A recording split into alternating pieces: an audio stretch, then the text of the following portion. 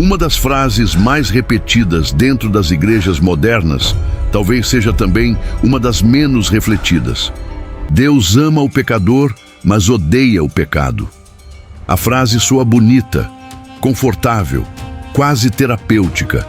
Mas será que ela representa mesmo toda a complexidade da relação entre Deus e o homem? Ou será que transformamos Deus em uma entidade domesticada, moldada para não ofender ninguém? Porque quando observamos as Escrituras sem filtros emocionais, encontramos um Deus que não apenas condena práticas, mas também manifesta ira contra homens, povos, reis, sistemas e gerações inteiras. O mesmo Deus que expulsa Adão do Éden, afoga o mundo no dilúvio, destrói Sodoma, mata Uzá diante da arca e entrega nações ao juízo, porque o homem moderno não quer um Deus diante de quem precise se curvar. Quer um Deus diante de quem possa se sentir confortável. E existe uma enorme diferença entre essas duas coisas. O Deus das Escrituras nunca teve compromisso com o conforto emocional humano.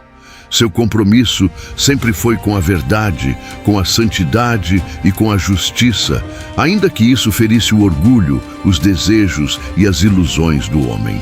Mas ao longo do tempo, principalmente em uma religião cada vez mais moldada pelo mercado, pela autoestima e pela necessidade de aprovação pública, Deus foi sendo lentamente reinterpretado. Suas exigências foram suavizadas. Seu juízo foi silenciado. Sua santidade foi relativizada e sua ira passou a ser tratada quase como um defeito teológico inconveniente. Criou-se então uma divindade emocionalmente adaptada ao gosto contemporâneo. Um Deus que compreende tudo, aceita tudo, tolera tudo e jamais confronta ninguém de maneira severa. Um Deus que nunca chama ao arrependimento verdadeiro, porque isso poderia soar ofensivo.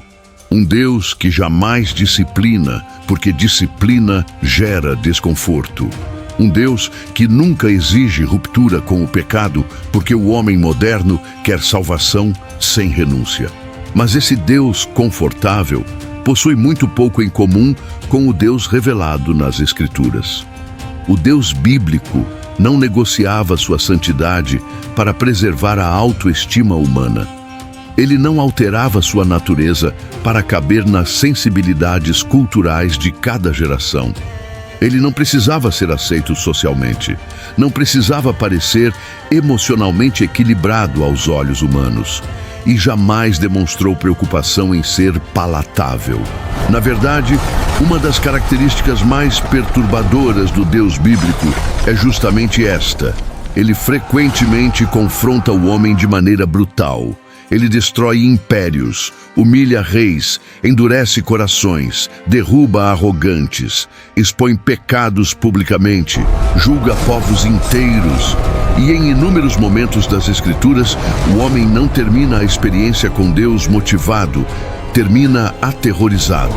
Isaías treme, Ezequiel cai com o rosto em terra, Daniel perde as forças, João, em Pátimos, cai como morto. Essa não é a reação de quem encontrou um terapeuta cósmico especializado em validação emocional. É a reação de quem percebeu estar diante de algo infinitamente maior, mais santo, mais assustador e mais puro do que a mente humana consegue suportar. Talvez seja exatamente isso que a religião moderna tenta evitar, porque um Deus verdadeiramente santo destrói a ilusão de autonomia humana. Ele não pode ser manipulado por discursos motivacionais. Não pode ser reduzido a frases de efeito.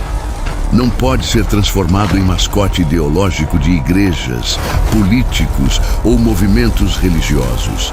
Por isso o homem prefere reconstruí-lo, humanizá-lo, domesticá-lo, transformar o Criador do universo em uma entidade emocionalmente administrável.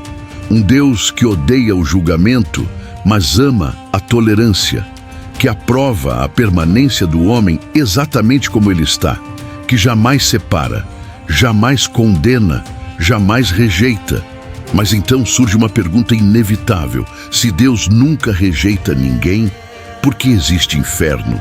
Se Deus jamais se ira contra o homem, por que existem juízos? se santidade não exige separação? Por que tantas vezes as Escrituras falam sobre destruição, condenação e afastamento? Talvez porque o problema nunca esteve no texto bíblico.